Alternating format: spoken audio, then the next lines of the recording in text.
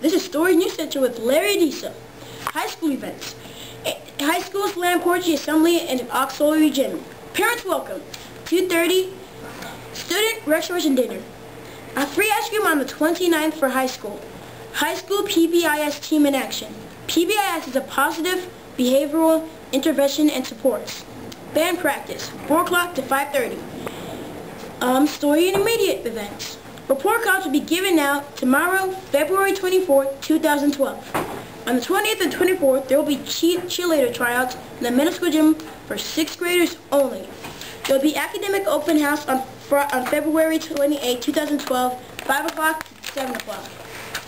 Southside events. The benchmark for Southside will be on the 29th, ELAR for 3rd graders. Benchmark for math is on the 28th, 3rd graders only. Yearbook deadline is on the 27th. Washington School. On the 23rd, there's academic open house, 5:30 to 6:30. Now to Madeline, Alexis, and Goldie with interviews. Hi, I'm Madeline. Welcome to the SNC interview segment. We have 3 wonderful new interviews for this week that include Ben, the anchor for KETK Tyler, Miss Bell, the music teacher at our school, and Miss Agia. Now to those interviews. Hello. How are you today? I'm well. How are you? Good. And whenever you walk in normally, do you have to practice your lines, or does it just come the next day? Well, normally when I walk in the newsroom every morning, the first thing I do is I get a gauge for what's going on in the world. We have about 7 to 10 television monitors in there that have news constantly running, locally and national. And then I'll get online, first of all, and see what's happening in a broad spectrum of what's going on around the world. And usually, I'm a news junkie, so I'll watch, of course, the night before. Right before I go to bed, I check everything, whether it's Twitter, Facebook, just to see what people are talking about, or check, NBC News or CNN, and get a gauge for what's going on. And I walk in the morning, I'll slowly kind of dial it down to see what's happening locally. And my producer, Meredith, will be here a few hours before I get here, so she'll kind of have a good gauge of what's going on in the world, and we'll talk about it. And some stories we've covered maybe the day before. We've been covering it for a long time, so I know that's going to be in the newscast. But it's hard. When you have 2 hours of morning news like we do, there's so many stories. Each story is anywhere from 15 to 30 seconds usually, and then if we have a longer story, which we call a package, it's about a minute and a half. So I try to read through all of them and rewrite the best I can, because you write like you talk. And sometimes it's hard. We have different reporters who will write a story, or a producer who will write a story, and if they don't talk like I do, which I don't think they do, it can be sometimes hard to read.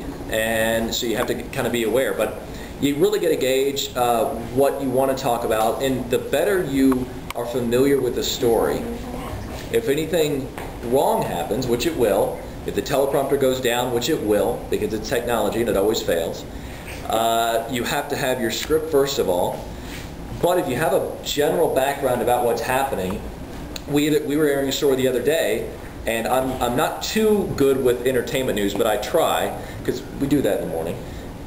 We had a story that just stopped in the middle, and so our director JT will get in my earpiece here and say, okay, we're coming out to you.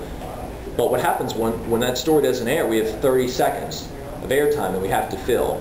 Well, if I had no idea what we were talking about, I would just sit there like a dummy, just sitting there looking at the camera like, what do I do? So if you have an idea about what's happening, and if you have your copy there, you can at least banter about it and talk about it. The public, I think, you guys tell me, want to at least believe that we know what we're talking about. If I'm just sitting here reading, it's of no use, So I hope that answers your question. I know I'm going on and on. That's what I tend to do. But normally I get told to stop. Any other questions? What influenced you for this job? Oh gosh, I was telling your teacher when I was 8 years old. I watched the NBC Nightly News with Tom Brokaw, and my parents were always news and political junkies. They watched it all the time. And I saw him, and I thought, that's what I want to do. So when I was in middle school, what grade are you guys in, by the way? 5th grade, okay. So just a little bit older than you guys, I got involved in our middle school, had a newscast, a lot like you guys probably do. But everything's changed so much. We didn't have a podcast. We just did kind of a traditional VHS tape newscast. But we did that, and I did it all through middle school, all through high school, and knew it's what I wanted to do. And so studied it in college, and then served internships when I was in college, and then worked for a local station, and then got the job here, and kind of the rest is history. Okay, and do you have to use the most reliable resources? Do you have like certain ones that you choose to rely on? Oh yeah. I mean, and that's the tough thing now. I mean, we had a subscription to the Associated Press, the AP, and now I think it's with CNN. But and there's certain local outlets, like we have the local papers here and the other stations here. But normally, we'll try to call. We make beat calls, and we'll call, local fire departments, local police stations, the hospitals, and try to get developments. And you always, just make sure you give your source, though, because we have newspaper partners across here, and you never want to get caught reporting something on your own. If someone else reported it, make sure you kind of give them credit or give the source. According to the Longview News Journal, whoever it is, whoever initially reported it, just make sure you give credit. So there's certain sources that you trust, but now it's shaky when you have blogs and Facebook. You always got to do research before you run something. Well, thank you. Oh, you're very welcome. I hope I answered your questions adequately. Yeah. I can tend to be a little bit long-winded, but that's why I'm here. I have one more question. Okay, go ahead. Yeah. As you were just now talking about having extra airtime, Right. is there one time that you didn't know what to say? Oh gosh, yeah, it happens all the time. I mean, I'm not a morning person, even though I work in the morning, and I'm quite delirious for the first hour. Meredith will tell you that, and I'm quite cranky. But there's several times when you think you know exactly what you're going to say, and all of a sudden the what we call the tally light, that little light will turn red when I'm on the air. It'll come on, and my floor director will cue me, and I'll just kind of blank. The good thing is in the morning, it's a little bit lighter, so you can kind of laugh it off and goof, But if it's in the evening, it's a little bit different. You kind of need to compose yourself and search for your thought. But it'll happen all the time. There's things I say every day. I introduce Katie I don't know how many times a day, and there'll be sometimes I just blank on what I'm going to say. But the best thing to do is, it always feels worse when you're up here. I don't think it looks as bad on air if you just compose yourself and go, because the seconds tend to feel like they go a lot faster than they actually are when you're out here, just because of nerves. Yeah. Any other questions? These are great questions, by the way. I think we're finished. Okay. Thank you so much. Yeah, you're very welcome. It was a pleasure being interviewed. It doesn't happen too often. Cut. Hello, Miss Bell. And do you enjoy teaching music? I love teaching music. I feel very blessed to have a career and a job that I love to go to every day. Okay. And do you honestly think that music makes you smarter? Absolutely. Every study within the last 50 years has shown a connection between math and reading scores of people who are musicians. And if you'll notice at Palestine High School even, when we see every year at graduation, the top students almost always are musicians. And if you had a different job, what would it be? I would love to drive a bookmobile. That sounds interesting. And what's your favorite Bluebonnet book of this year? This year, it was the case of mistaken identity.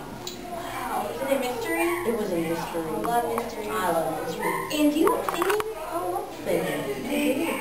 I sing all the time. And are there any special music events that are coming up?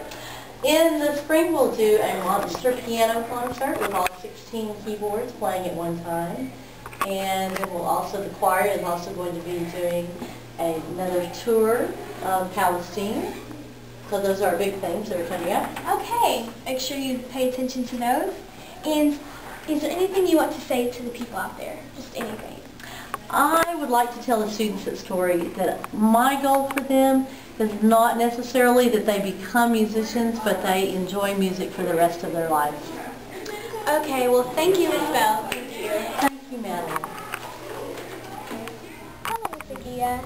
Hi, sweetheart. How are you? Doing great. How are y'all? So how do you enjoy your job? I really, really enjoy my job. I love what I do. I love being in the office, and I love getting to meet all the kids that come through there. And if you had any other job besides becoming a secretary, what would it be? I think I would be Miss Estes. I'd be the dance teacher. I just think that's a lot of fun. You always hear the music blaring in there, and kids having fun, so I think I'd like that. And what's your favorite book? My favorite book? Well, I have a few favorite books. I love to read, but my all-time favorite is definitely the Bible. You can get everything you need in life out of the Bible. I think it's great. I love reading it. I love that. And does the office ever get too crowded for you? Well, there is some days that are busier than others. You see more kids on some days than you do slow days that kids are calm. But it's usually pretty okay. Okay, and are there any other things you would just like to tell the students? Well, I love seeing you in my office, but when you come see me, make sure you have a pass. It's always great to meet you and get to know a little bit about you. And nothing else. I like my job, and I like that y'all are always nice. It's always great to see students with manners. Okay, thank you so much. Well, I hope you enjoyed those interviews. Now to Brooks, Nellick, and Cass with lunch updates and random stuff. Lunch menu for story and intermediate school, and Friday we're having baked potato, broccoli and cheese, diced ham, or roast beef and Swiss cheese. That's good. Monday we're having shepherd's pie, seasoned carrots, and freshly baked roll fresh orange, or a turkey deadly sub. And Tuesday, the 28th, we're going to have chicken wings with a side of mashed potatoes and French spinach salad, or a ham and cheese soup. Friday, we're going to have Alfredo cheese with broccoli, tossed green salad, whole grain breasted, or turkey BLT wrap. Oh, I forgot to introduce myself. My name is MC Kool-Aid, and we're going to have a little rap battle today. Alright, this is Shady Jr.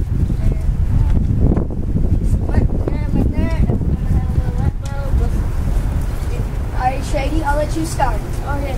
Kiss me, I'm gonna say this, sing outside, baby, singing, shady till I die. In my little paradise, living nice to the highest. And you gotta put your life in the fast lane, going real fast and you can't slow down. You got a gallon in the gas tank, almost at the finish line, I can't stop now. Man, you ain't got nothing. Yo, I'm a nerd, geek's the word. I got a big book, 800 pages, that's how I roll. Glasses up high, shirt tucked in, everybody dancing like, whoa. Yo, I be rocking them overalls, set overalls. You making me angry, boy. I think I'm about to go into nerd rage. Oh, really?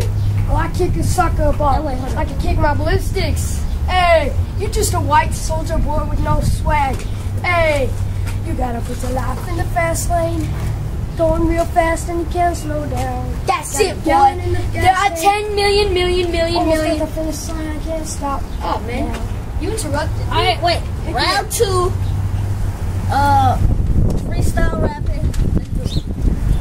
There are 10 million particles in the universe that we can observe. Your mama took the ugly ones and put them into one nerd. Yo, I got that nerd rage. And I'm gonna slam George Lucas's head into a car door for far more than just ruining Star Wars. And I don't care what you say.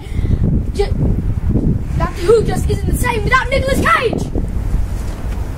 I believe I've won here. Now I gotta go take a math test. Welcome to Story News Center. I am Brantley Warren, one of the reporters for SNC. Let's start out with the weather.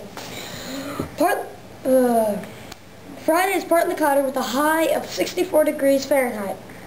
Winds from the north to northeast at 5 to 15 miles per hour.